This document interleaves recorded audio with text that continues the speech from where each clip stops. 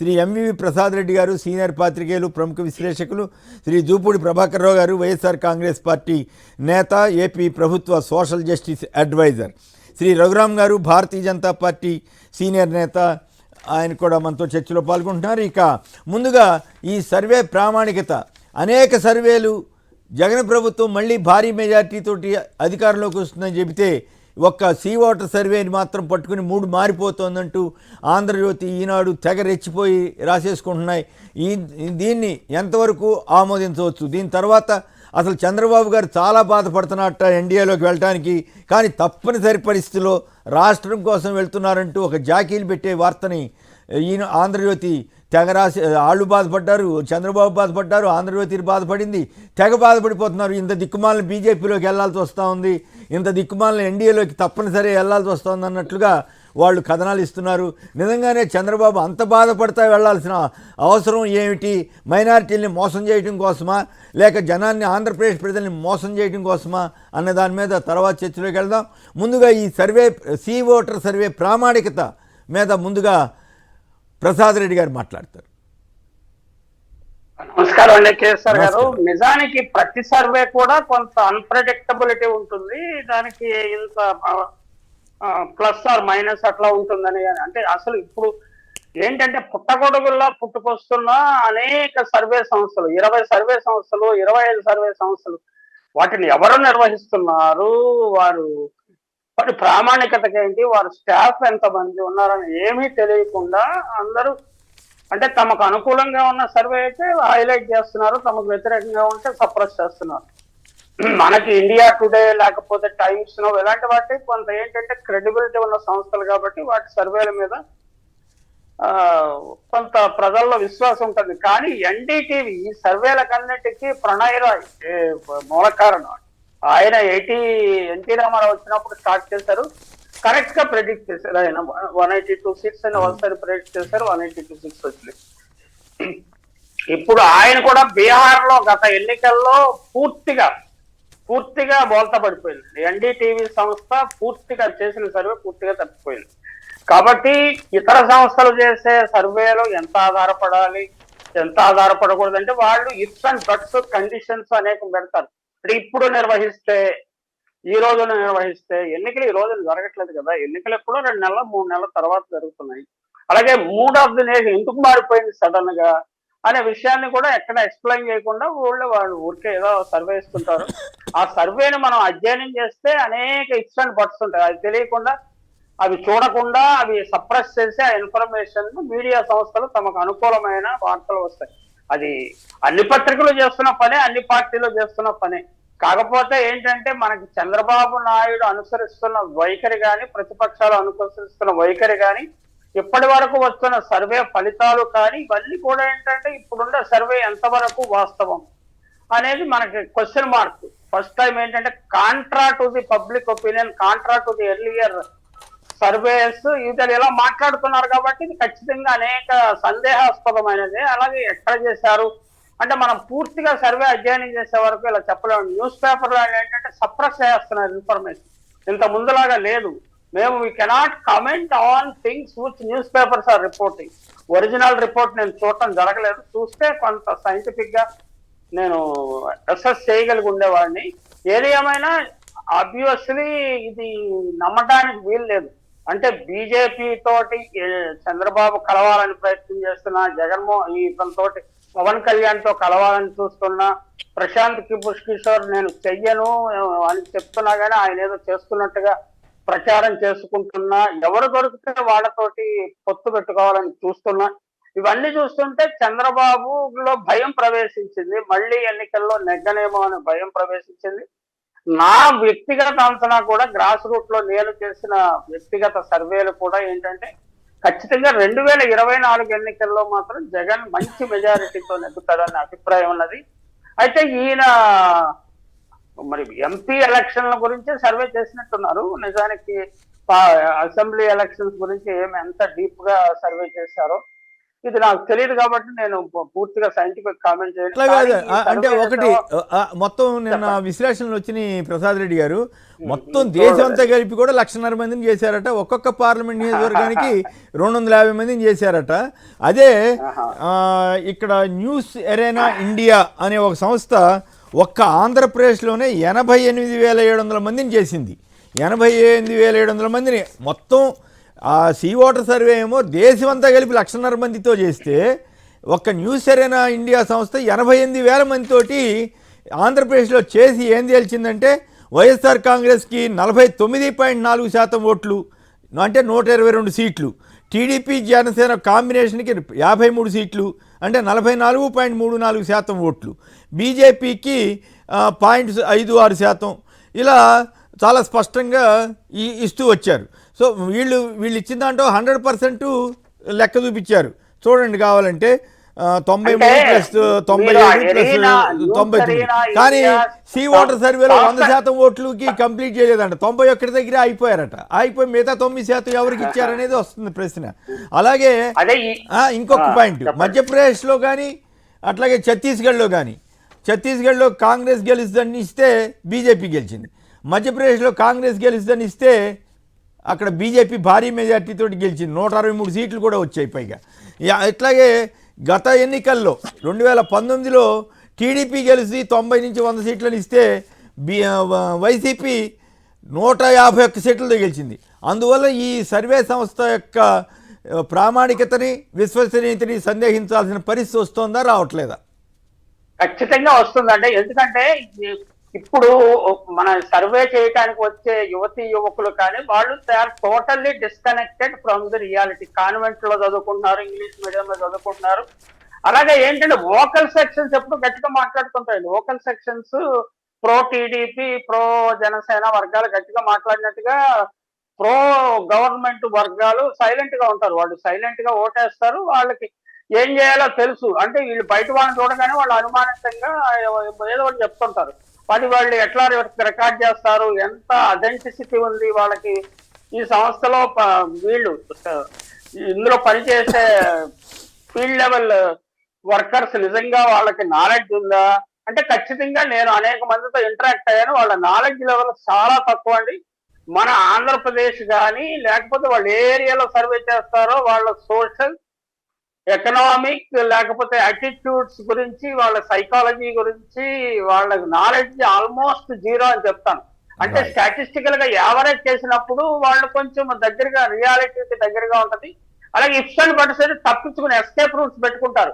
మేము చెప్పింది మేము జనవరి చివరిలో చేసామో లేకపోతే ఫిబ్రవరి మొదటి వారంలో చేసాము, అప్పుడు ఎన్నికలు జరిగి ఉంటే ఇలాగే జరుగుండేది, ఇప్పుడేమో ఇంకోలాగా జరిగింది, దానికి మేమేం చేస్తాం అన్నట్టుగా ఎస్కేప్ రూట్స్ పెట్టుకుంటారు. ప్రతి సంవత్సరం పెట్టుకుంటది. కాబట్టి ఈ రిపోర్ట్ ని పెద్దగా సీరియస్ గా తీసుకోవాల్సిన అవసరం లేదు. కాకపోతే దీనికి ఏంటంటే India today mood of the nation survey అనే పేరు పెట్టారు కాబట్టి కొంత దానికి కొంచెం వెలిడిటీ వస్తుంది, ప్రజల్లో క్రెడిబిలిటీ వస్తుంది. అన్ని సంస్థలు కూడా అవుట్ సోర్స్ చేస్తున్నాయి. అవుట్ సోర్స్ చేశాక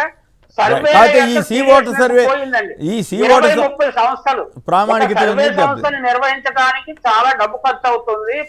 వీళ్ళందరూ అవుట్ సోర్స్ చేస్తున్నారు. అవుట్ సోర్స్ చేసినప్పుడు ఏంటంటే ఒక సంస్థ చేసిన సర్వేని వీళ్ళు తీసేసుకుని కొంచెం చిన్న చిన్న మార్పులు చేసేసి ఢిల్లీలో కూర్చొని అక్కడ కూర్చొని చేసేస్తుంటారండి. నేను కూడా ఈ సర్వే రిపోర్ట్స్ అవి తయారు చేశాను, నాకు అనుభవం ఉంది. గ్యాలప్ పోల్ గురించి కూడా కొంచెం అధ్యయనం చేశాను. నేను ఒక ఇంట్రెస్టింగ్ విషయం చెప్తాను ప్రసాద్ రెడ్డి గారు. నేను ఒక ఇంట్రెస్టింగ్ విషయం చెప్తా. నేను ఒక టీవీలో పనిచేస్తున్నప్పుడు 2014లో వాళ్ళు పేరేదో అప్పుడు పెద్ద ప్రాముఖ్యత ఉన్నటువంటి సంస్థే, వాళ్ళు తీసుకొచ్చారు. నా సర్వే చేసామని చెప్పి ఆ టీవీ సంస్థ యజమానికి ఇచ్చారు. వాళ్ళు నా దగ్గరికి పంపించారు. వాళ్ళని పంపిస్తే నేను మాట్లాడితే ఎట్లా చేశారు ఏమిటి సర్వే, అప్పటికి నాకు అర్థమైంది ఏంటంటే 2014 మొదట 6 నెలలకు ముందు ఉన్నటువంటి వాతావరణం 2014 ఎన్నికలు వచ్చేసరికి మోడీ, పవన్ కళ్యాణ్ వీళ్ళు కలిసేసరికి తేడా వచ్చిందనేది నాకున్న అభిప్రాయం. తేడా వచ్చి వైసీపీ గెలవడం కష్టం అనే అభిప్రాయం నాకు ఆ రోజు వచ్చింది. వస్తే కానీ రిపోర్ట్ ఏమని వచ్చింది, వైసీపీ మళ్ళీ గెలుస్తుందని వచ్చింది. ఓకే గెలుస్తుందని చెప్పారు, ఎట్లా ఇచ్చారు అని అడిగా. ఎట్లా ఇచ్చారంటే ఆయన పేరు అయి చెప్పడం బాగుండదు, ఆ కంపెనీ పేరు కూడా చెప్పడం మర్యాద కాదు కాబట్టి నేను చెప్పలేదు. వాళ్ళు ఏం చెప్పారంటే గత 3 సార్లు చేసే సర్వేలని యావరేజ్ చేసి ఇచ్చామండి అన్నాడు. అదేందా అట్టటి చేస్తారా, పరువు పోద్ది, అట్లా చేయకూడదు, యాక్చువల్గా చేయాలి, చేసి దాని ప్రకారం ఒక ఉదాహరణ చెబుతా. ధర్మాన కృష్ణదాస్ గారు నరసన్నపేట, నాకు అప్పటికున్న సమాచారం ఏంటంటే ఆయన ఓడిపోయే అవకాశం ఉందనేది నాకున్న సమాచారం. కానీ వాళ్ళు గెలుస్తారని ఇచ్చారు. ఓకే, గెలిస్తే ఎట్లా గెలుస్తారంటే అంతకుముందు సర్వేలని యావరేజ్ చేసామన్నారు. ఓర్ నాయనో, ఇది వేస్తే నేను వాళ్ళ టీవీ వారికి చెప్పా, అయ్యా ఇది వేస్తే మీ పరువు పోతుంది.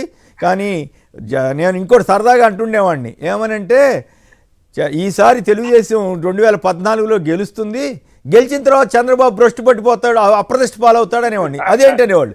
మరి ఆయన ఇచ్చిన 1,00,000 కోట్ల హామీ, రుణమాఫీ ఇవన్నీ ఏడవుతాయి, అవ్వు, ఆయనే అంతా మోసం చేసినట్లు అవుతాయి, తర్వాత సంగతి. కానీ ఈసారికి అయితే గెలుస్తున్నాడు అని చెప్పేవాడిని. సో కరెక్ట్గా అది కనుక వేస్తుంటే ఆ టీవీ పరువు పూర్తిగా పోయిండేది. మేము శ్రీనివాసరావు గారు, మీకు గుర్తుందో లేదో, ఆ చర్చలో నేను కూడా పాల్గొన్నాను. టీవీలో వచ్చింది, చర్చ జరిగింది. సీఎం రమేష్, నేను, అది 6 నెలల ముందు, అది 6 నెలలకు ముందు. కానీ 6 నెలల తర్వాత మళ్ళీ సర్వే తీసుకొస్తే మేము ఆపేసాం వేయకుండా. అది జరిగింది. అప్పుడు ఆ చర్చలో నేను కూడా ఉన్నానండి. ఖచ్చితంగా దీన్ని డౌట్ చేయాల్సిన అవసరం ఉంది. రైట్. అప్పలరెడ్డి గారు, విశాఖపట్నం. అప్పలరెడ్డి గారు నమస్కారం, మాట్లాడండి. సార్ నమస్తే అండి, మీకు అక్కడ నమస్కారం అండి. నమస్కారం సార్. ఇప్పుడు ఆ సీ వాటర్ సర్వేలోని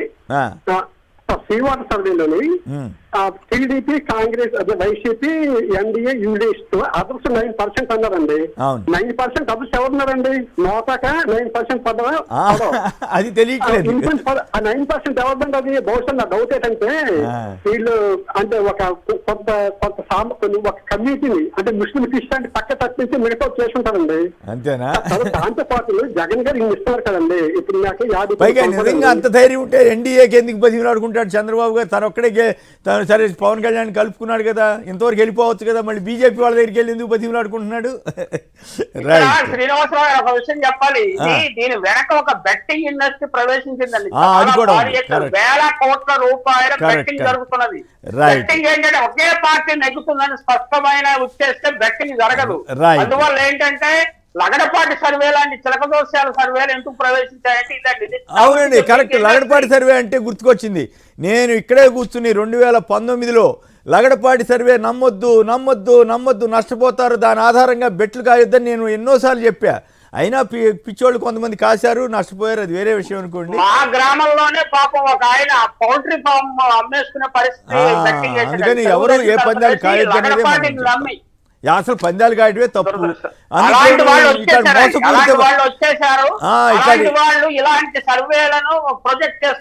అంతే, కరెక్ట్. రైట్. జూపూడి గారు దీని మీద ముందు సంక్షిప్తంగా ఈ సర్వే మీద మాట్లాడిన తర్వాత రెండో అంశంలోకి మళ్ళీ వెళ్దాము. రఘు గారు కూడా మాట్లాడిన తర్వాత రెండో అంశం అంటే చంద్రబాబు గారు చాలా బాధపడతా వెళ్తున్నారంటే ఎన్డీఏలోకి, దాని గురించి.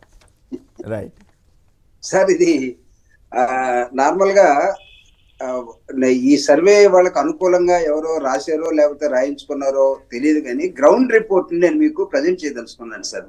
సర్వే మీద మనం ఎంత మాట్లాడినా మీరు ఒక పేపర్లో 2 పేపర్లు వచ్చింది, టీవీలో వచ్చింది కాబట్టి మనం వేరే ఆర్గ్యుమెంట్ చెప్పినట్టుగా కనపడుతుంది. వాట్ ఈజ్ మీరు ఇందాక ఆవరేజ్ స్టోరీ ఒకటి చెప్పారు. ఇది మ్యాథమెటిక్స్ కాదు కదా, ఇది ప్రజల మనసులతో కూడుకున్నటువంటి, పరిపాలనతో కూడుకున్నటువంటి అనేకమైనటువంటి కులాలు, ప్రాంతాలు, వెనుకబడితనం ఉన్నటువంటి దాన్ని మనం క్రోడీకరించి ఇప్పుడు అసలు ఈ సర్వే వీళ్ళు చేశారు అన్న దానికి కూడా ఏమేమి పారామీటర్స్ తీసుకున్నారో కూడా మనం జాగ్రత్తగా చూడాల్సినటువంటి అవసరం ఉంటుంది. అయితే ఇక్కడ నేను చెప్పదలుచుకున్నది, ఈ సర్వేని పూర్తిగా నమ్మితే టీడీపీ వాళ్ళు, జనసేన వాళ్ళు, బీజేపీ వాళ్ళు నమ్ముకొని వాళ్ళ పని వాళ్ళు చేసుకునేవ్వండి. ఎగ్జాక్ట్ గా గ్రౌండ్ రిపోర్టు ఈరోజు వైఎస్ఆర్ కాంగ్రెస్ పార్టీ అంటే 80% ఉన్నటువంటి ప్రజలు వైఎస్ఆర్ కాంగ్రెస్ పార్టీని ఈ రాష్ట్రంలో గత ప్రభుత్వాల కన్నా ఈ ప్రభుత్వం అత్యధికంగా ప్రజలకి మేలు చేసింది అనే ఒక ఆలోచనలోకి ప్రజలు వెళ్ళిపోయారండి. దీన్ని అవునన్నా కాదన్నా వాళ్ళు ఎంత రాసుకున్నా లేకపోతే ఎన్ని టీవీల్లో చెప్పినా ఇది ఫ్యాక్ట్ సార్. కేసర్ గారు, ఇది ఫ్యాక్ట్. కానీ అయితే దీన్ని బేస్ చేసుకొని సర్వే చేశారా లేదా, లేకపోతే మనల్ని అందరిని కూడా దీని మీద కొంత చర్చ జరగాలి, లేకపోతే మనల్ని మైండ్ గేమ్ ఆడటం కోసం, ప్రజల్ని కూడా ఇబ్బంది పెట్టడం కోసం ఇలాంటి సర్వేలు జరిగాయంటే ఇదే నిజంగా ఇది కరెక్ట్ గా ఉంటుంది అనుకుంటే అమెరికాలో జరిగిన సర్వేలు కూడా ట్రంప్ విషయంలో ఏవని తెలుసు. ఎలక్షన్ అయిపోయిన తర్వాత ఒకటి, ఎలక్షన్ జరిగేటప్పుడు ఒకటి, ఎలక్షన్ ముందు ఒకటి, ఇన్ని రకరకాల సర్వేలు కొన్నిసార్లు ఫెయిల్ అయినటువంటి వాస్తవాలు మనకు కనపడతా ఉన్నాయి. అయితే దీన్ని నిన్నటి నుంచి కొడుతున్న ఒక బ్యాచ్ ఏం చెప్తుందంటే అసలు గ్రౌండ్ లో వీళ్ళు ఒక అతను నాకు రాత్రి నేను ఫోన్ చేసి మాట్లాడితే కాన్వర్జేషన్ లో జూపుడన్నా ఇట్ ఈస్ వెరీ సింపుల్, నేను ఒక మాట్లాడుతాను దాన్ని చెప్పి తర్వాత మన ఇద్దరు మాట్లాడుకుందాం అన్నాడు.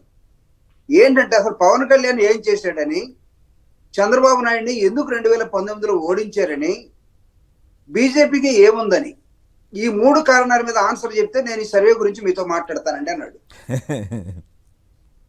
సో ఇప్పుడు అసలు ఏముందని వాళ్ళు జస్ట్ రోజు తిట్టుకుంటూ పోయి అసలు జగన్మోహన్ రెడ్డి గారు చేసిన దానిలో ఒక్కటి కూడా వాళ్ళకు వాస్తవం కనబడకుండా వాళ్ళు మాట్లాడుకుంటూ రాసుకుంటూ పోయే దాని మీద దీని మీద మనం చర్చించాల్సినటువంటి దౌర్భాగ్య స్థితికి మనల్ని ఈ రాష్ట్రాన్ని తీసుకొచ్చారని బాధపడాలి. రెండవది, నాకు తెలిసి ఈ సర్వే మొత్తం ట్రాష్ అండి. ఒకళ్ళ ఎందుకు చూపుడి కొట్టేస్తున్నాడు, ట్రాష్. వాస్తవాలు ఏంటంటే వాస్తవాలు ప్రజలతో మమేకమై ఈ సర్వే వాళ్ళు చేస్తుంటే క్వశ్చనైర్ ఏముందో చూసుంటే వాళ్ళు ఏ జనాల్ని టార్గెట్ చేసుకున్నారో ఇవన్నీ కూడా సైంటిఫిక్ గా మనం చూడగలిగితే కొంతవరకు మనం తీసుకోవచ్చు. ఇంకొక 2 నెలలు 3 నెలలు ఎలక్షన్స్ ఉన్నాయి, ఈ రోజు నువ్వు తీసుకొచ్చి పెట్టేసి మీరందరూ దీని మీద చర్చించండి అన్నట్టుగా మనల్ని దానిలోకి నెట్టేస్తే ఇది వాస్తవం అని మనం నమ్మితే మనం కూడా పొరపాటు పడతాం సార్. కాబట్టి వాస్తవం మనం గ్రహించాలనుకుంటే కరెక్ట్ గా ప్రజల్లో ఏముందో, ప్రజల నాడేముందో, ఈ సి ఓటర్ సర్వే కానీ చెత్త కానీ ఇదంతా పక్కన పడేయండి. మనం ఏదైతే రోజు మాట్లాడుకుంటున్నామో, లేకపోతే మీరు ఇందాక ఒక కంపారిటివ్ టేబుల్ చేశారు, ఏది వాస్తవం ఏది అవాస్తవం, అప్పుడేం చెప్పారు ఇప్పుడేం చెప్పారు, ఇది జనంలో వదులుదాం, జనాల్ని డిసైడ్ చేసుకొని ఇద్దాం. కాబట్టి ఇప్పుడు ఈ పాపం ఈ ఆర్గనైజేషన్ ఎవరో కానీ వీళ్ళు కూడా అబాస్ ఫాలో అవుతారు అనేది నా అభిప్రాయం సార్. రైట్. ఇక అంటే ఇక్కడ ఒక అబ్జర్వేషన్ అండి, రెండు రోజుల క్రితమే డిసెంబర్ అలా కదా, డిసెంబర్ 15 నుంచి జనవరి 28 వరకు చేశారట సర్వే. సర్వే ఎప్పుడు ఏంటంటే షార్ట్ టర్మ్ 1 వీక్ లో చేసేస్తారు. వీళ్ళు ఏంటంటే నెల 15 రోజులు సర్వే చేయటం ఏంటి, 3వ దినేషన్ నెల రోజుల్లో చాలా 3 మారాలి కదా, అసలు ఇన్ని రోజులు చేశారని చెప్పటంలోనే ఇది బోగస్ సర్వే అనేది నాకు అర్థం. ప్రభాకర్ రెడ్డి గారు కోదాడ. ప్రభాకర్ రెడ్డి గారు నమస్కారం, మాట్లాడండి. మీరు నమ్ముతారా? కట్ అయినట్టుంది. లక్ష్మి గారు అమెరికా. లక్ష్మి గారు అమెరికా నుంచి నమస్కారం అండి అందరికీను. మాట్లాడండి.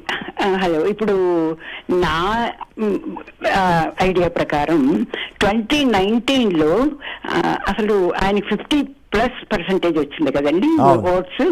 అప్పుడు ఆయన పెర్ఫార్మెన్స్ ఎవరికి తెలియదు అసలు, ఊరికే సరే ఒక ఛాన్స్ ఇచ్చి చూద్దాము అని ఇచ్చారనమాట. ఇస్తే ఇప్పుడు పెర్ఫార్మెన్స్ అయితే వెరీ హై, అసలు ఇండియా మొత్తంలో ఫస్ట్ పెర్ఫార్మెన్స్ ఉన్నది. అటువంటప్పుడు ఇప్పుడు ఎక్కుతుంది కానీ తగ్గదండి, అసలు ఆ పర్సంటేజ్ తగ్గదు. నా అసెస్మెంట్ ప్రకారం ఒక 5% అయినా ఎక్కువ అవుతుందండి. ఇది వాళ్ళ అది నెగటివ్ ప్రచారం మూలంగా ఒక 1% తగ్గిన ఓ 4% 5% లో ఎక్కువే వస్తుంది తప్ప తక్కువ రాదండి. 151 కంటే ఎక్కువే వస్తాయి తప్ప తక్కువ రావు. ఎందుకంటే ఇప్పుడు పెర్ఫార్మెన్స్ చూసారు అయింది, మంచి ఐడియా వచ్చేసింది. అంటే కాదు, ఈ లెక్కన ఏంటంటే చెప్పిన హామీలు నెరవేరిస్తే ఓట్లేరని ఈ సర్వే చెబుతా ఉందా?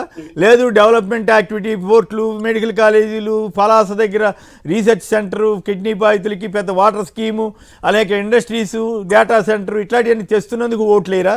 ఎంత తమాషాగా ఉంది. ఒకవేళ వాళ్ళు కనుక చెప్పేది నిజమని నమ్మితే ఇంత పశ్చాబద్ధంలాగా ఇప్పుడు అర్థమైపోతా ఉంది. నిన్ననే ఈ న్యూస్ ఎరేనా ఇండియా అనే సంస్థ 88,000 మందిని సర్వే చేసి 122 సీట్లు వస్తాయని రాస్తే వాళ్ళు అంచనా వేస్తే ఒక్క ముక్క రాయరు. టైమ్స్ నౌ వాళ్ళు 19 సీట్లు వస్తాయని వాళ్ళు అంచనా వేస్తే ఆ ఒక్క ముక్క రాయరు. సీ ఓటర్ సర్వే ఏదో కిందసారి మధ్యప్రదేశ్, ఛత్తీస్గఢ్లో వాళ్ళు చెప్పిన దానికి విరుద్ధంగా బీజేపీ గెలిచింది, కాంగ్రెస్ గెలిచిందంటే.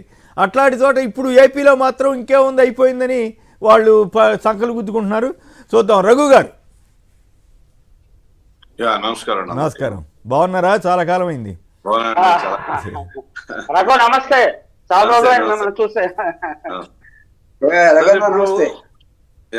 సర్వేలు వాటి యొక్క ఏమంటారు దాన్ని అథెంటికేషన్, లేకపోతే కనుక సర్వేల యొక్క ప్రభావం, ఇప్పుడున్న గత సర్వేలు, గతంలో ఉన్నటువంటి పరిస్థితులు వేరు, ఇప్పుడున్నటువంటి పరిస్థితులు, ఇప్పుడున్న సర్వేలు అంత చూస్తున్నాం ఏ విధంగా వాటి యొక్క పెర్ఫార్మెన్స్ ఉంటుందో, ఏ విధంగా వస్తున్నాయో బయటికి, వాటి రిజల్ట్ ఏ విధంగా ఉంటుందో ఎన్నికలైన తర్వాత మనం చూస్తున్నాం. చాలా విభేదంగా, చాలా అంచనాలకు తగ్గట్టుగా ఎలా ఉండట్లేదో, ఇప్పుడు ఎవరి సర్వే వాళ్ళది, ఎవరి ఛానల్ వాళ్ళది, ఎవరి అనేటువంటి పరిస్థితులు వచ్చాయి. కాబట్టి వాళ్ళ వార్తలు కూడా అలాగే ఉంటాయన్నమాట. మన వార్త మంది, వాళ్ళ వార్త వాళ్ళది. ఒకటే వార్తని 3 పేపర్లు దగ్గర పెట్టి చూస్తే 3 పేపర్లు 3 రకాలుగా ఉంటుంది. సో ఒకటే, ఇప్పుడు ఫర్ సపోజ్ ఒక అపాయింట్మెంట్ ఒకరికి దొరకలేదు అనుకోండి, ఆంధ్రప్రదేశ్ నుంచి వెళ్ళిన వాళ్ళు ఎవరికో ఢిల్లీలో అపాయింట్మెంట్ ఇవాళ జరగాల్సింది అనివార్య కారణం వల్ల లేట్ అయిందో, లేకపోతే కనుక ఇంకా జరగలేదో, లేకపోతే కనుక కుదరలేదో, సంథింగ్ ఏదో జరిగింది.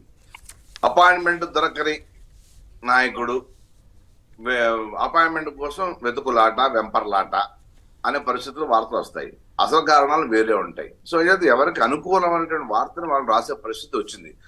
గతంలో మాట్లాడుకున్నాం ఒకసారి, ఏమంటే గతంలో నిజ వార్త నిజంగా వచ్చేవి, గ్యాసిప్ వార్తలు వచ్చేవి కాదు.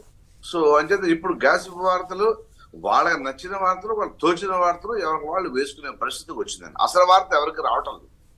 సో అంచేత మీరు చెప్పారు కదా మధ్యప్రదేశ్ విషయం, నేను కూడా చెప్తాను. మధ్యప్రదేశ్ లో అలాగే జరిగింది. ఛత్తీస్గఢ్ అయితే మీకు ముఖ్యమంత్రి పెర్ఫార్మెన్స్ చాలా బాగుంది. అసలు ఛత్తీస్గఢ్ బీజేపీ నాయకుల కన్నా కూడా బాగా చేసినట్టు ఛత్తీస్గఢ్ లో అనేటటువంటి వాతావరణం అందరికీ ఉండింది. బీజేపీ మంత్రులు కూడా మనం కష్టం గెలవలేమనే పరిస్థితి మన అంటే బీజేపీ ఎక్స్ మినిస్టర్స్ అండ్ వాళ్ళు ఎంపీలు కూడా చెప్పిన మాట. అలాంటిది మరి అక్కడ థంపింగ్ మెజార్టీతో బలంగా బట్టి గెలవడం చూసాము. నిన్ననే మొత్తం 2 నెలల క్రితం జరిగినటువంటి ఎలక్షన్స్. సంగీత ప్రజల యొక్క అంచనాలు సర్వేలకి దొరుకుతాయా, దొరకవా అనేది కూడా అంత ఈజీగా దొరికే పరిస్థితి ఇవాళ ఈ కాలంలో లేదని అనిపిస్తుంది. ఎవరో 10 మంది చేస్తే సర్వే, దాంట్లో ఒకళ్ళు దగ్గరగా వస్తున్నారు అంతే తప్పించి 10 మంది చేస్తే 9 మంది సర్వేలు ఊహకి అందట్లా. అంటే ఇక్కడ రఘు గారు, ఇక్కడ ఆసక్తికరమైన విషయం ఏంటంటే గత 4 ఏళ్లుగా ఇప్పటి వరకు ఈ మధ్యకాలంలో జరిగిన సర్వేల్లో కూడా 10 సర్వేలు జరిగితే 9 సర్వేలు వైఎస్ఆర్ కాంగ్రెస్ అధికారంలోకి వస్తుందని చెప్పాయి. కానీ ఈ ఒక్క సర్వే మాత్రం వ్యతిరేకంగా ఇచ్చింది. అది అందువల్ల కూడా ప్లస్ 9% ఓట్లు ఎవరికి ఇచ్చేది చెప్పలేదు. 41, 45, 5 బీజేపీ, టీడీపీకి, బీజేపీ కాంగ్రెస్ కలిపి అన్నీ కలిపి 91% దగ్గరే అయిపోతున్నాయి. మరి మిగతా 9% ఏమైందో చెప్పాలి కదా. మధ్యప్రదేశ్లో ఎందుకు ఫెయిల్ అయిందో చెప్పాలి కదా. ఛత్తీస్గఢ్లో ఎందుకు ఫెయిల్ అయిందో చెప్పాలి కదా. 2019లో టీడీపీ గెలుస్తుందని ఇదే ఓటర్ సంస్థ ఎందుకు చెప్పిందో చెప్పాలి కదా. ఇవన్నీ వదిలేసి ఇప్పుడు దీన్ని పుదారు వేసుకుని ఇంకేముంది 3 మారిపోయిందని ఆంధ్రజ్యోతి రాధాకృష్ణ గారు, ఈనాడు రామోజీరావు గారు సంకలు గుర్తుకుంటున్నారు. ఎన్నాళ్ళు వచ్చిన ఒక్క సర్వే కూడా వాళ్ళు వేయలేదు. అదే నేను అన్నది అదే. ఇప్పుడు భారతీయ జనతా పార్టీ గురించి బీజేపీ ఆంధ్రప్రదేశ్ లో ఇంకా 5% ఉందో, 8% ఉందో, 1% ఉందో అంటున్నారు. అది ఎవరన్నా చాలా పొరపాటుది. బీజేపీ ఆంధ్రప్రదేశ్ లో బలంగా ఉంది, బలంగా పుంజుకుంది. మీరు ఎక్కడ బలంగా ఉన్నారు? మీరు అడుగుడిపోతే చంద్రబాబు గారిని మీరు కాళ్ళు గడ్డాలు పట్టుకుని బతిమలాడుతున్నారంట కదా, మా దగ్గర రా, మమ్మల్ని చేర్చుకొని. అదే చెప్పేది. కథనం కూడా నేను నిన్న రీసెంట్ గా మొన్న ఒక పెద్ద మనిషిని కలిసిన, మా పార్టీలో అని మా దానిలో పెద్ద మనిషి కలిసి ఇద్దరం కలిసి కూర్చుంటే మాట్లాడుతుంటే ఒక పత్రికలో వచ్చిన వార్తను చూపించిన. ఇలాగా చూడండి ఇలా వచ్చింది అంటే, హైకమాండ్ పిలుపు, ఒక నాయకుడు చంద్రబాబు గారికి ఒక హైకమాండ్ పిలుపు. అయితే హైకమాండ్ పిలుపు అంటే మేము పిలిచినట్టుగా మేము పిలిపించుకున్నట్టుగా మేము తహతహలాడుతున్నట్టుగా రాశారు తప్పించి ఆయన ఎన్నిసార్లు రిక్వెస్ట్ పెడితే పిలిచారు అనేది దాంట్లో ఎక్కడ దాన్ని రాయలేకపోయారు. అది అబద్ధపు వార్త కింద లేక, పిలుపు అనేది వాస్తవం, కానీ వెనకాల 25 సార్లు రిక్వెస్ట్ చేస్తే పిలిచారనేది వార్త లేదు. అది ఎవరు దొరుకుతుందండి? సో ఇలాంటివి చాలా ఉన్నాయి. నేను అంటాను, ఎవరి సర్వే వాళ్ళది అయిపోయిన తర్వాత ఇవాళ రోజుల్లో శాస్త్రీయత, అంత నిబద్ధత కనపడడం కష్టంగా మారేయండి. సో అంటే ఎవరి సర్వే, ఎవరు పార్టీలు సర్వేలు చేసుకున్నట్టుగానే ఎవరి పేపర్ల వాళ్ళు, ఎవరు టీవీ వాళ్ళు సర్వే అయిపోయి వాళ్ళు. దాని చేత దీని మీద బీజేపీ అనేది చెప్తున్నా, భారతీయ జనతా పార్టీ ఆంధ్రప్రదేశ్ 10% పైగా ఓటు బ్యాంక్ ఉందనేది మా యొక్క అంచనా, మా యొక్క ఇంటర్నల్ సర్వేలో మాకు తెలిసిన విషయం. అంతే ఇంకా ఎప్పుడో 10 ఏళ్ల క్రితం 5 ఏళ్ల క్రితం 1% ఉందని ఇప్పుడు 1% ఉందంటే ఎలా ఉంటుందండి? అది అబద్ధపు సర్వే అవుతుందండి.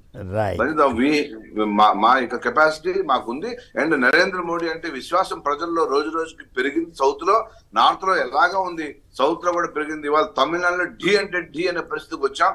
ఆంధ్రప్రదేశ్ లో కూడా గణనీయంగా ఓట్ బ్యాంక్ పెరిగింది. కేరళలో కూడా గెలుస్తున్నారా? Very good, very good. Raju Peddapalli, సరే ఎవరి పార్టీ ఇప్పుడు దాకా మీరు చెప్పారు కదా, ఎవరు పేపర్ వాళ్ళు రాసుకుంటారన్నట్టుగా ఇప్పుడు ఎవరి పార్టీ గురించి వాళ్ళు చెప్పుకున్నట్టుగా మీరు కూడా ఉత్సాహంగా ఏపీలో 10% వస్తే మీరు అడితే మీరు పని చేయాలి, తెలుగుదేశంతో పొత్తు పెట్టుకునేటట్టయితే కనీసం 50 సీట్లని తీసుకోండి, అప్పుడు మీకు 10% ఉందని మా బోటాలను నమ్ముతాం. లేదు చంద్రబాబు గారు ఎన్ని ఇస్తే ముష్టి 5-10 అంట, ముష్టి 5-10 వేస్తే తీసుకుంటే కూడా మీకు 10% ఉందంటే మీరు చెవిలో పూలు పెట్టుకుని వినాలి అప్పుడు. ఇక రైట్ ఒక్క నిమిషం, బీజేపీకి వచ్చిన ఓట్ పర్సెంటేజ్ చెప్తానండి. 2014 పార్లమెంట్ ఎన్నికల్లో 7.22% 2 సీట్లు నెగ్గారు. 2019లో 0.98% ఓట్లు వచ్చినాయండి. అలాగే 2014 అసెంబ్లీ ఎన్నికల్లో 4.18% ఓట్లు వచ్చాయి, 4 సీట్లు నెగ్గారు. అప్పుడు వచ్చిన ఓట్లు 0.84. ఇంకొక విషయం కూడా అబ్జర్వేషన్ చేయాలండి. మనకి ఈ సర్వే టీడీపీని బూస్ట్ చేయడానికి, అలయన్స్ పార్ట్నర్స్ మీద ప్రెజర్ పెట్టడానికి చేసిన సర్వే లాగా నాకు కనిపిస్తుంది. పవన్ కళ్యాణ్ ఓట్ల శాతం 6.5 నుంచి 7% మాత్రమే ఉంచారండి, ఏమి పెరగనవలేదు. చంద్రబాబుని మాత్రం 1-2% పెంచారు. నా అంచనా నేను చెప్తున్నానండి, ఇవాళ 36% నుంచి చంద్రబాబుకు ఓట్లు రావు, అలాగే పవన్ కళ్యాణ్ కు 6-7% నుంచి రావు. అందరికీ కలిసి 40, 42, 36, 42 మధ్యనే ఉంటాయని నేను చెప్తున్నాను. On record I'm making a statement. Right. మరి వైసీపీకి ఎంత శాతం వస్తాయి? వైసీపీ ఖచ్చితంగా కన్సిడరబుల్ టచింగ్ నియర్లీ 50 to 53, 54% ఓట్లు వస్తాయండి. అమెరికా నుంచి కాల్ చేసిన మేడం చెప్పినది వాస్తవానికి దగ్గరగా ఉంటది. అదే మొదట్లో సర్వేలు కూడా ఖచ్చితంగా ఆయన యాక్సెప్టెన్సీ పర్సంటేజ్ 56, 54, 53 వరకు వచ్చింది. అల్టిమేట్ గా ఎలక్షన్ రిజల్ట్స్ అదే డిసైడ్ చేస్తారని నేను నమ్ముతాను. రైట్. రాజు పెద్దపల్లి పురుషోత్తమ రెడ్డి గారు ఉన్నారు, కొద్దిగా 1-2 నిమిషాలు లైన్లో ఉండండి సార్ దయచేసి. వీళ్ళిద్దరిని క్లియర్ చేసిన తర్వాత మీరైతే డీటెయిల్గా మాట్లాడచ్చు. రాజు పెద్దపల్లి, రాజు సంక్షిప్తంగా. నమస్కారం, మాట్లాడండి సార్. ఇప్పుడు అది జగన్ గారు ఇంతకు ముందు 2019లో ఏం చేయనప్పుడే 151 సీట్లు కొట్టింది సార్. చాలా డెవలప్ చేసిండ్రు. అంటే మేము చూస్తా ఉన్నాము, వార్తలు చూస్తా ఉంటాము, ఈ ఫేస్బుక్ కూడా మేము ఫాలో అవుతాము. చాలా అభివృద్ధి సార్, చాలా అభివృద్ధి. అంటే జనం వాళ్ళు స్వయంగా చూసిన అభివృద్ధి నమ్ముతారా, ఈనాడు ఆంధ్రజ్యోతి చేసే పచ్చి అబద్ధాలను నమ్ముతారా? సరే చంద్రబాబు గారు రాజకీయ నాయకుడు కాబట్టి అబద్ధాలు చెప్పుకున్నా అంటే పోనేది ఒక విధానం, కానీ ఆంధ్రజ్యోతి ఈనాడు వాళ్ళు రోజు లేచిన కానించి పచ్చి అబద్ధాలు, మోసాలు ఇంత దారుణంగా తయారయ్యారు. కరపత్రాలు విసురుతున్నారు కదా, కరపత్రాలాగా. దాన్ని నమ్ముతారా జనం? దాన్ని నమ్మరు సార్. ఎందుకనంటే ఎగ్జాంపుల్ తెలంగాణలో కూడా ఈనాడు పేపర్, ఆంధ్రజ్యోతి పేపర్ వేయడానికి ఇందాళ్ళకి వస్తే మేము ఈ తప్పుడు వార్తలు చూపెట్టాం. ఇంత తప్పుడు వార్తలు వేస్తా ఉన్నారు మీరు. అప్పుడంతా అక్కడికి తేడా ఏంటంటే, ఇక్కడ కేసీఆర్ గారిని లేపి ఆయన ఢామును పడేటట్టు చేశారు. అక్కడేమో జగన్ గారికి వ్యతిరేకంగా రాసి ఆయన ఇంకా పైకి లేపే ప్రయత్నం అవుతుందేమో చూడాలి. రైట్. కుప్పంలో కూడా చంద్రబాబు గారు ఓడిపోతారు సార్ ఖచ్చితంగా ఈసారి, చూడండి. ఎందుకనంటే అక్కడ మేము ఆ కుప్పంకు సంబంధించిన ప్రజల వాళ్ళ అది మేము చూస్తా ఉన్నాము. ముసలి వాళ్ళు అయితే మేము ఖచ్చితంగా ఫ్యాన్ గుర్తుకే వేస్తామనే మాట మీకు ఎట్లా తెలుసు? ఇట్లా మేము ఫేస్బుక్ లో చూస్తా ఉన్నాం. ఫేస్బుక్ ద్వారా తీసారా? ఓకే, ఆ ప్రజలది. రైట్. ఓకే, రాజేంద్ర బాబు గారు గుడివాడ సంక్షిప్తంగా. నమస్కారం అండి. నమస్కారం. నేను జరిగింది ఒక్క నిమిషం చెప్పి జరగబోయేది ఇంకొక నిమిషం చెబుతానండి, నాపద్దండి. వైఎస్ఆర్సీపీ అంటే ఎస్సీ, ఎస్టీ, బీసీ, మైనార్టీ కాకుండా అన్ని వర్గాల పేదలదండి ఇది. ఈ పేదలే ఏకమై 19లో స్వచ్ఛంగా తెచ్చుకున్నారు. ఒకే ఒక్క ఏకవీరుడిగా ఆయన ప్రచారం చేస్తే వీళ్ళందరూ మిత్రులు బంధువులు అయ్యి చేశారు. కానీ తెచ్చుకున్న తర్వాత వాళ్ళు ఆశించిన లాభాలు పొందామని వాళ్లే చెబుతున్నారు. కానీ ఈ ధనికులు ఇప్పుడు కుల గణన జరిగితే ఈ పేదలు ఎందరో తేలిపోతారు, వీళ్ళందరి వల్ల జగన్ గెలుస్తాడని అసలు దీన్ని నమ్మం గుణగణన తప్పులు చేస్తున్నారు అంటారు. గుణగణన తేలితే గణన తేలితే గ్యారంటీగా ఈ పేదలే ఎక్కువ మన ఇండియాలో, మన ఆంధ్రలో. కనుక తప్పనిసరిగా వైఎస్ఆర్సీపీ అత్యధిక సీట్లు 160 అబోవ్ తప్పనిసరిగా గెలుస్తుంది. అయినా ఈ 6 ధనిక వర్గాలు మిత్రత్వం లేని పార్టీలు కలుస్తున్నాయి. వీళ్ళందరూ శత్రువులే కానీ మిత్రులు కాదు. ఏంటంటే రాజకీయంగా ఏదో ఒక పదవన్నా తీసుకోవాలి, అసెంబ్లీలో అడుగు పెట్టాలని మాత్రమే చేస్తున్నారు. కనుక పేదలారా మీరందరే కాపాడుకోండి. మధ్య తరగతి వాళ్ళని కూడా రిక్వెస్ట్ చేసి ఓట్లు వేసుకుని మీరు గెలిస్తేనే మీరు మళ్ళీ ఇలాగే లాభాలు పొందుతారు. అయితే మన మహిళలందరికీ ఉచితం ప్రయాణం కావాలని పేదలు కోరుకుంటున్నారు. మీరు ఎప్పుడు ఫోన్ చేసి ఇది చెబుతుంటారు మీరు ఇవన్నీ. ఇప్పుడు ఉన్నాయి చాలా కొత్త డిమాండ్లు అవన్నీ గవర్నమెంట్ లో. ఆయన ఏమో మంచి చెడు ఆలోచించి చేయగలుగుతామా లేదని ఆలోచించి ఆయన ఆ లెక్క వస్తే రుణమాఫీ 2014లో చేస్తుంటే ఆయనే గెలిచిండేవాడు కదా, రుణమాఫీ హామీ ఇచ్చుంటే. మీరు ఇట్లాంటివన్నీ ప్రచారం చేయమాకండి. పైగా ఇక్కడ తెలంగాణలో ఎంతమంది ఇప్పటికీ నిన్న నమస్తే తెలంగాణ వాళ్ళు రాస్తున్నారు, మిగతా వాళ్ళు ఎవరు రాయట్లేదు. కానీ ఇప్పుడు ఇది ఇంత కబుర్లు చెబుతున్నా ఈనాడు వాళ్ళు రాస్తున్నారా? రాయట్లా. ఇప్పటికి 17 మంది ఆటో డ్రైవర్లు ఆత్మహత్య చేసుకున్నారంటే కొన్ని లక్షల మంది ఆటో డ్రైవర్లకి సరైన ఉపాధి కొరబడిందంట. సరే అయినప్పుడు అయితే ఏపీకి ఇక్కడికి తేడా ఏంటంటే ఏపీ ఆర్టీసీ మొత్తాన్ని విలీనం చేసుకుంది గవర్నమెంట్లో, అందువల్ల జీతాల ఖర్చు కొంచెం తగ్గొచ్చు. కానీ ఇక్కడ తెలంగాణతో పోల్చుకుంటే అక్కడ పరిస్థితి ఎట్లా ఉన్నప్పటికి కూడా ఇక్కడ పడుతున్న ఇబ్బందులు వీటన్నిటిని చూస్తే మరి అది ఎంతవరకు సాధ్యమో కాదనే చూడాలి. వీటన్నిటి మించి ఇంకోటి ఏంటంటే అసలు జనం అంతా లక్షల్లో ఇక్కడ క్యూలు కట్టాల్సి వచ్చింది. అక్కడేమో ఇళ్ళకెళ్ళి సర్వీస్ అందిస్తుంటే మాకొద్దు, మేము మా వృద్ధుల్ని మా తాతల్ని అందరినీ కిలోమీటర్ల కొద్దీ డేక్కుంటా నడిపిస్తాము ఎంఆర్ఓ ఆఫీసులకి, మాకు పెన్షన్ వద్దు, పెన్షన్లు ఇవ్వద్దు, ఇళ్ళకి సర్టిఫికేట్లు ఇవ్వద్దు అని చెప్పదలిచారా అన్నది నాకు అనుమానం వస్తుంది ఇట్లాంటివి జరిగితే. రైట్. పురుషోత్తమ్ రెడ్డి గారు రాయలసీమ మేధావుల ఫోరం కన్వీనర్ వారి లైన్లో ఉన్నారు. నమస్కారం, మాట్లాడండి. నమస్కారం. బేసిక్గా 2 అంశాలు ప్రస్తావించాము. ఇండియా టుడే సర్వేని కొంత చూశాను. ఇండియా టుడే సర్వే కొంత పారదర్శకత లోపించినట్టుగా నాకు అనిపిస్తుంది.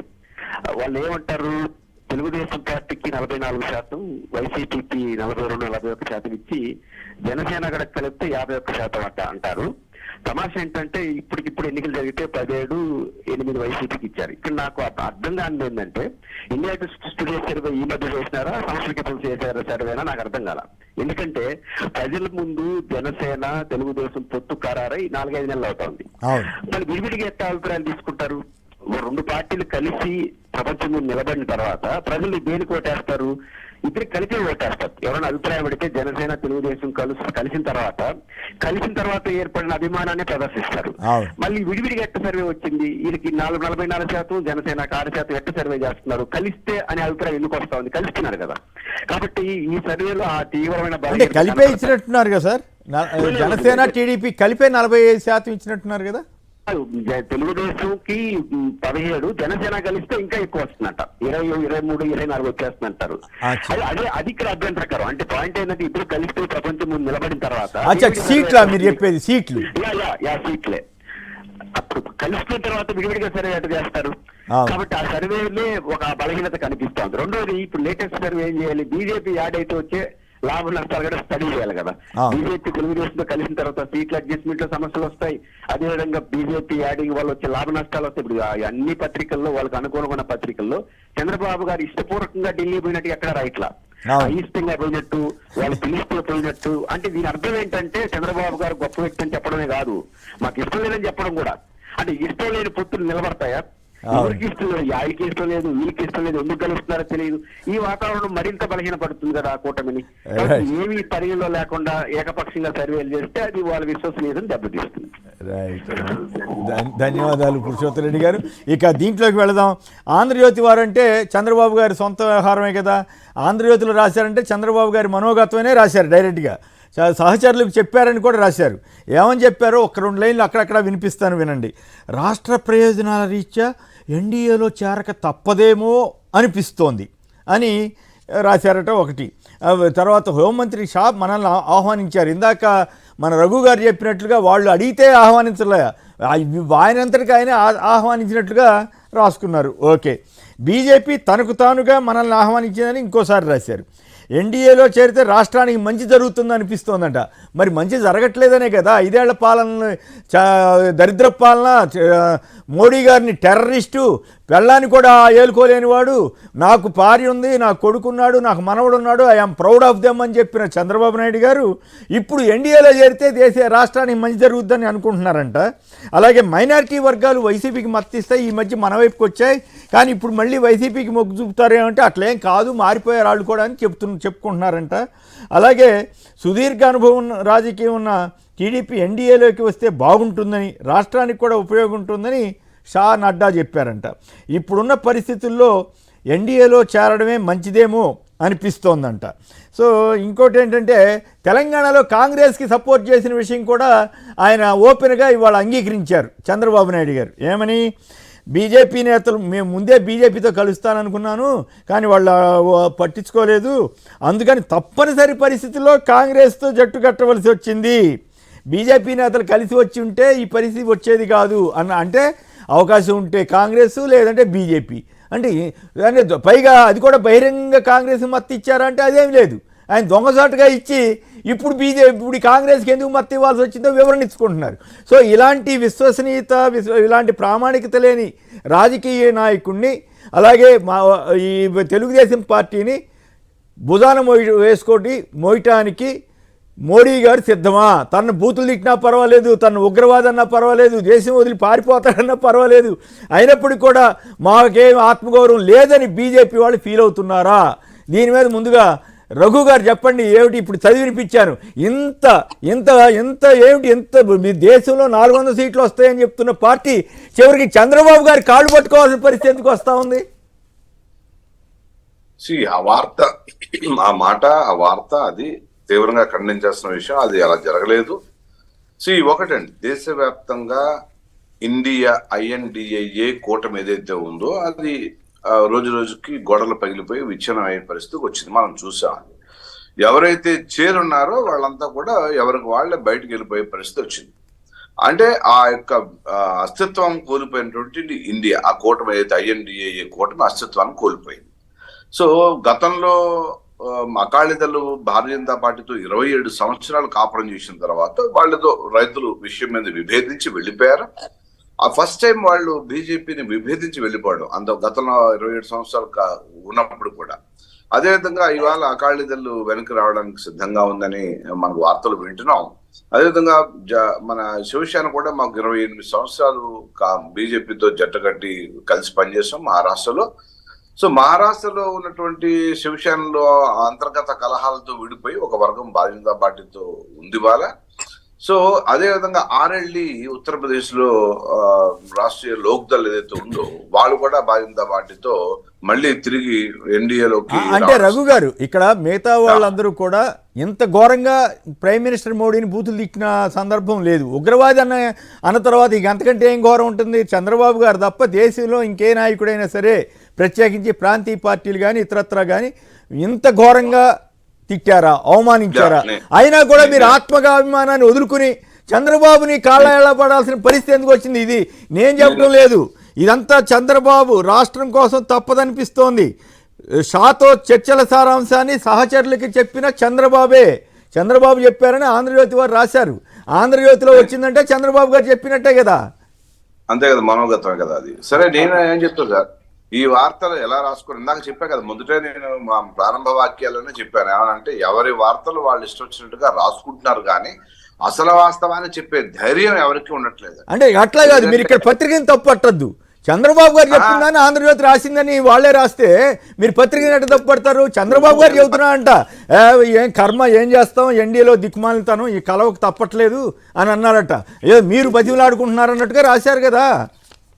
నేను చెప్పేది పత్రికని నేను తప్పుపట్ల, ఏ పత్రికను తప్పుపట్ల, ఎవరి ఇష్టం వాళ్ళదని చెప్తున్నాను. ఎవరి పత్రిక వాళ్ళ యొక్క అభిప్రాయాన్ని వాళ్ళు వెలుబుచ్చుతున్నారు. ప్రజల అభిప్రాయాన్ని వెలుబుచ్చే పరిస్థితులు లేవు, ఇప్పుడు అయిపోయినాయి. నేనేమంటానంటే ఇక్కడ ఆయన ఎన్నిసార్లు బీజేపీని పొత్తు పెట్టుకున్నారు, మళ్ళీ బీజేపీతో జీవితంలో కరోనా అన్నారు, మళ్ళీ వచ్చి కలిశారు. ఇవన్నీ తెలుసునవే, కొత్తగా మనం రోజు రోజు చెప్పుకోవాల్సిన పని లేదు. కానీ అనేకసారి మనం వ్యాసాలు రాసాం. ప్రతి ప్రజలకు అందరికీ గుర్తుంది కదా, కొత్తగా 4 ఏళ్ల క్రితమేగా, అదేదో 40 ఏళ్ల క్రితమే మర్చిపోతారండి. 4 ఏళ్ల క్రితమేగా అయింది. సో అంచేత ఆయన ఏ విధంగా అయితే అనుకుంటున్నారో ఇవాళ ఏది ఒక పక్కన ఒంటరిగా వెళ్తానని మీ జనసేన మన ఎవరు వైసీపీ నాయకుడు, ఇంకొక పక్కన జనసేనను తెలుగుదేశం కలిసి వెళ్లే పరిస్థితి, భారతీయ జనతా పార్టీ జనసేనతో ఉన్నప్పటికీ కూడా బీజేపీ రోజు రోజుకు మా యొక్క ప్రయత్నాలు, మేము బలపడడం కోసం, మేము పెరగడం కోసం మా ప్రయత్నాలు నేను చేస్తూ వచ్చు. ఇవన్నీ కాదండి, నేను స్ట్రైట్ గా అడుగుతున్నానండి. మీరు చంద్రబాబు ఆత్మగౌరవాన్ని వదులుకుని చంద్రబాబు కాళ్ళ ఎలా పడుతున్న మాట వాస్తవమా కాదా? వాస్తవం అయితే ఎందుకు అంత 400 సీట్లు వచ్చే బీజేపీకి ఎందుకు ఆ దుస్థితి వచ్చింది? మీ కాంగ్రెస్ పార్టీ తోటి మేము పొత్తు పెట్టుకున్నాము, మీ పార్టీ ఓటమికి తెలంగాణలో కృషి చేసిన చంద్రబాబుని ఎందుకు మీరు ఇప్పుడు ముదాల మీద మొయ్యాలనుకుంటున్నారు? మోయాల్సిన అవసరం కానీ మోస్తున్నామని కానీ మీరు అనుకోవాల్సిన పని లేదు. అంటే పొత్తు మనోగతాన్ని వక్రీకరించి చెప్తే మనం ఏం చేస్తాం? మనం ఏం చేయలేం కదండి. పొత్తు ఉంటుందా ఉండదా? వాస్తవాన్ని అట్లా కాదుగా, మీ పార్ట్నర్ లేచిపోయాడు కదా, మీ దగ్గర నుంచి లేచి వెళ్ళిపోయినా కూడా ఆయన మా పార్ట్నరే అని మీరు అనుకుంటున్నారు కదా. ఆయన కూడా నేను ఇంకా మీతోటి కూడా ఉన్నాను కానీ అట్లా లేచి వెళ్ళిపోయాను అంటున్నాడు కదా. లేదు, అదొక స్ట్రాటజీలో భాగంగానే జరిగింది. ఆయన మాతో ఉన్నాడు, ఇంకా బలంగా ఎదుర్కోవాలనుకుంటే ఉన్న ప్రభుత్వాన్ని ఆయనతో కూడా కావాలని ఆయన అనుకున్నారు. దానిలో ఆయన ఇష్టం అది. సో దానిలో ఒక స్ట్రాటజీ ఉంది రండి, అది బయట చర్చించేది విషయం కాదు కాబట్టి అది ఆయన స్ట్రాటజీ. లేచిపోవడం కూడా స్ట్రాటజీ అన్నమాట. లేచిపోవడం కూడా స్ట్రాటజీ అని మొదటిసారిగా వింటున్నాను. ఎస్ పత్రికల్లో వచ్చినట్టుగా గానీ టీవీలో వచ్చినట్టు కథనాలని ఉటంకిస్తూ నేను చెప్తున్నా, అలాంటిది ఎక్కడా లేదు, అలాంటిది జరగలేదు. 25 సార్లు పైగానే రిక్వెస్ట్ చేస్తే వెళ్ళాడు, ఓకే. అయినా కూడా వాళ్ళు లేదు మీరే బతిమిలాడినట్టు వాళ్ళు రాసుకుంటున్నారు, ఓకే. నేను ఫైనల్ గా అడుగుతున్నానండి, మిగతా వాళ్ళు కూడా మాట్లాడాలి, టైం తక్కువ ఉంది. ఏం డిస్కస్ చేశారు ఏముంటనేది మా హైకమాండ్ మాకు తర్వాత చెప్తుంది. అంచేత అక్కడ ఏం జరిగింది డిస్కషన్ వాళ్ళు బయట చెప్పలేదు, వాళ్ళు మీడియాతో మాట్లాడలేదు. ఏదో ఒక కథనాన్ని వాళ్ళు ప్రచురించారు కావాలని, ఒక పాజిటివ్ కథనాన్ని వాళ్ళు ప్రచురించుకున్నారు తప్పించి ఇక్కడ ఏం జరగబోతోంది అనేది ఎవరికి తెలియదు. మా హైకమాండ్ ఏం చెప్తుందో వేచి చూద్దాం, కంగారు ఏముంది అనేది మా యొక్క. మీ అందరి గుండెల్లో మండుతోందని నాకు అర్థమవుతోంది. ఈ ఆత్మగౌరవం వదిలేసుకుని మోడీ గారిని అన్ని బూతులు తిట్టినాయని మొయ్యాల్సి వస్తుందనే భయం మీలో ఉన్నట్టుగా కనపడతా ఉంది. సరే చూద్దాం ఏం జరుగుతుందో. దుర్గాప్రసాద్ గారు గుంటూరు నుంచి. దుర్గాప్రసాద్ గారు నమస్కారం అండి. నమస్కారం, మాట్లాడండి సంక్షిప్తంగా. ఆర్ఎస్ఎస్ విద్యార్థి పరిషత్ బీజేపీ నేపథ్యంలో నేను పనిచేసిన వాడిని అండి. మా వాళ్ళ పరిస్థితి చూస్తామంటే నాకు సిగ్గేస్తుంది, నవ్వొస్తుందండి. ఎందుకంటే నంద్యాల బై ఎలక్షన్ లో జెండాలు లేకుండా రండి. అవును అన్నాడుగా, అన్నాడు, కరెక్టే. ముసుకేసుకొని రండి, మీరు కనబడకుండా మారువేషంలో రండి, మాకు ప్రచారం చేయండి అన్న తర్వాత సిగ్గు విచారం ఉంటే మా వాళ్ళతో పొత్తు పెట్టుకోకూడదండి. పొత్తు పెట్టుకోకూడదా? అంతకంటే అవమానం ఏముంటుంది చెప్పండి. పైగా బతిలాడుతున్నారంట కదా, అది విచిత్రం. జెండాలు లేకుండా మీరు ముఖం కనబడకుండా ప్రచారం చేయమన్నప్పుడు మా అవసరం ఏంటి వాళ్ళకి? రైట్. మోడీ గారిని ఉగ్రవాదని కూడా అన్నారు కదా. ఇంకా అసలు దేశానికి అరిష్టం, ఈయన వల్ల దేశం నాశనం అయిపోయిందని చెప్పిన చంద్రబాబు గారు ఇప్పుడు ఎన్డీఏ వాళ్ళు ఎల్లకి తప్పదేమో ఫోన్లో వాళ్ళు బతిమలాడుతున్నారు అన్నట్టు చెప్తున్నాడు ఆయన. రైట్. జూపూడి గారు. సార్, ఇది అంటే మనం పవిత్రమో అపవిత్రమో అనేది 2 పదాలు జనరల్ గా వాడతాం. కానీ పవిత్రమైనటువంటి రాజకీయాల్ని వాళ్ళకు అనుకూలంగా, అంటే వాళ్ళకంటే వ్యక్తులకి, ప్రజలకు కాదు, రాష్ట్రానికి కాదు, వ్యక్తులకు అనుకూలంగా మార్చుకునే ఒక దృక్పథాన్ని చంద్రబాబు నాయుడు గారు ఈ రోజు అనుసరిస్తున్న నేపథ్యంలోనే తిరిగి మళ్ళీ మీరు ఇందాకన్నా మాటలన్నీ నేను అని టైం వేస్ట్ చేసే కన్నా ఆ రోజు అతను ఎందుకు బయటకు వచ్చాడు అనే ఒక క్వశ్చన్ కానీ బయటకు వస్తే ఆ క్వశ్చన్ కి సమాధానం ఇందాక బీజేపీ నాయకులే చెప్తా ఉన్నాడు. మన రఘు గారు కూడా లోపల అసలు లావాలాగా రగిలిపోతా ఉన్నాడు, లోపల లావాలు ప్రవహిస్తూ ఉన్నాయి. సో దాన్ని ఎలా వాళ్ళు పాసిఫై చేసుకుంటారో, ఎలా బ్యాలెన్స్ చేసుకుంటారో అది బీజేపీ వాళ్ళు తెలుసుకోవాలి. కానీ నేను again and again I'm talking about the ground reality. BJP వాళ్ళు కలిసినా, ఒకవేళ ఇందాక రఘు గారు చెప్పినట్టుగా వాళ్ళు ఓట్ బ్యాంకు 10% పెరిగిందని, లేకపోతే ప్రసాద్ రెడ్డి గారు చెప్పిన 0.089 లెస్ దాన్ 1 ఉందని ఈయన అనుకున్నా. ఆంధ్రప్రదేశ్ లో బీజేపీకి 0 గుండు 0. బీజేపీకి రగన్న కోపం రావచ్చు, కానీ గుండు 0 పోయి చంద్రబాబు నాయుడు అతనికి ఏం భయం ఉందో మాకు అర్థం కావట్లేదు. పవన్ కళ్యాణ్ గారు ఎందుకు ఈ రోడ్ మ్యాప్ ఈ రోజు అప్పుడు ఒక మీటింగ్ లో చెప్పాడు, I'm waiting for road map from BJP. ఆ రోడ్ మ్యాప్ ఇప్పుడు క్లియర్ అయినట్టుంది. ఆయన చాట్ను దాక్కుని ఈయన పంపిస్తా ఉన్నాడు. నేను ఎన్డీఏలో భాగం, మీరు కూడా ఎన్డీఏలో భాగంగా ఉండండి అని చెప్పి ఈ రోజు ముసుగు తీసి బయటికి ఇద్దరు వస్తా ఉన్నారు. ఇందాక ఆయన పెద్ద ఆయన చెప్పినట్టుగా ముసుగేసుకొని మాకు ప్రచారం చేయండి, లేకపోతే మీరు వద్దన్న దశలో నుంచి ఇప్పుడు ముసుగు తీసుకొని ఇద్దరు కూడా బీజేపీ తోటి వస్తే ఏదో లాభం ఉందంటారు. నాకు తెలిసి బీజేపీ తోటి వస్తే ఒక 5-10 వాళ్ళకి ఇస్తే, పవన్ కళ్యాణ్కి ఒక 20 ఇస్తే, చంద్రబాబు నాయుడు గారు అభిమానులు ఎవరైనా ఒక 100లో ఒక 70-75 నిలబడితే ఖచ్చితంగా ఓట్ ట్రాన్స్ఫర్ అనేది వీళ్ళ ముగ్గురు మధ్య జరిగే సమస్య లేదండి. కాపులు పవన్ కళ్యాణ్ తోటి ఉన్నటువంటి ఒక బ్యాచ్ ఆఫ్ పీపుల్ ఎవరైతే ఉన్నారో వాళ్ళు ఓటర్స్ గా ఖచ్చితంగా చంద్రబాబు నాయుడు గారిని అంగీకరించే దశలో లేరు. కులాలమయం ఇది రాష్ట్రం. కులాల మధ్య ఘర్షణ ఉంది. కులాల మధ్య ఈరోజు జరుగుతున్నటువంటి అంశాలు, మమ్మల్ని ఎవడు బాగు చేశాడు, మా కులానికి వచ్చినటువంటి ప్రత్యేకంగా ఆత్మ గౌరవం ఏంటి, అప్పుడు ఎన్టీ రామారావు గారు తెలుగు ప్రజల తెలుగు ఆత్మగౌరవం ఢిల్లీ వీధుల్లో తాకట్టు పెట్టబడింది అన్నప్పుడు ఏ విధంగా కేంద్రం మీద రగిలేరో, ఈ రోజు జగన్మోహన్ రెడ్డి గారు చేసినటువంటి అనేకమైన సంక్షేమ కార్యక్రమాలు ప్రజల ఆత్మగౌరవాన్ని పెంచి, లైఫ్ స్టాండర్డ్ పెంచి, ఈ రోజు చాలా అంశాల్లో జగన్ లాంటి 2,55,000 కోట్ల రూపాయల డబ్బుల్ని ప్రభుత్వం ఒక్కసారి ప్రజలు అవకాశం ఇస్తే, జగన్మోహన్ రెడ్డి గారిని వీళ్ళు అవహేళన చేస్తూ ఉన్నారు. ఒకసారి అన్నాడు తీసుకున్నాడు, ఈయన భస్మాసుడు అయ్యాడని కాదు. ఒక్కసారి ప్రజలు అవకాశం ఇస్తే, జీవితంలో రాజకీయ వ్యవస్థలో స్వతంత్రం వచ్చిన తర్వాత ఒక ముఖ్యమంత్రి ఇన్ని లక్షల 1,000 కోట్ల రూపాయల్ని ప్రజలకి పంపించిన విధానం కానీ, ఒక్క చోటు కూడా కరప్షన్ లేకుండా చేసిన విధానం కానీ, ఇది నార్వే దేశం కాదండి. నార్వే అయితే కరప్షన్ ఉండదు, ఒక సిస్టమ్ ఉంది. కానీ కరప్షన్ మయమైపోయినటువంటి దేశంలో మొన్న మోడీ గారు కూడా రాజ్యసభలో ఒక స్పీచ్ ఇచ్చాడు స్పష్టంగా, చాలా కరప్షన్ జరుగుతూ ఉంది, వీటన్నింటిని అరికట్టాలి అని. కానీ ఆంధ్రప్రదేశ్ లో జగన్మోహన్ రెడ్డి గారు ఎంచుకున్న మార్గం ఏంటంటే, ఆయన ఒక సిస్టాన్ని తయారు చేసుకుని మధ్య వ్యక్తులు లేకుండా, కరప్షన్ లేకుండా ఏదైతే తీసుకున్నాడో ఆ లైన్ ని ఈ రోజు ప్రజలు ఒక ఆత్మగౌరవంగా భావిస్తూ ఉన్నారు. 32 లక్షల ఇళ్లు కానీ, కొన్ని వేల ఎకరాల భూములు కానీ, ఇంగ్లీష్ మీడియం చదువులు కానీ, పేదలందరూ కూడా తన సొంత మనుషుల్లాగా, సొంత ఇంట్లో పుట్టినటువంటి వ్యక్తుల్లాగా వాళ్ళ కోసమే తను ఆలోచించి పరిపాలన చేస్తున్న విధానం ఎవరికోసం ఎప్పుడన్నా చంద్రబాబు నాయుడు గారు ప్రజల కోసం ఆలోచించాడండి? 40 సంవత్సరాల ఇండస్ట్రీ అని చెప్తున్నాం. ఆయన ఒక విషయం మనం అప్పుడు లేవండి. నేను అడుగుతున్నాను పవన్ కళ్యాణ్ గారు, ఒక నిమిషం వస్తాను. సంక్షేమం పేరుతో సంక్షేమం చేసిన సంక్షేమ 50 కోట్ల సంక్షేమం పేరుతో రాష్ట్రాన్ని ఆర్థిక సంక్షోభంలో సృష్టించారు.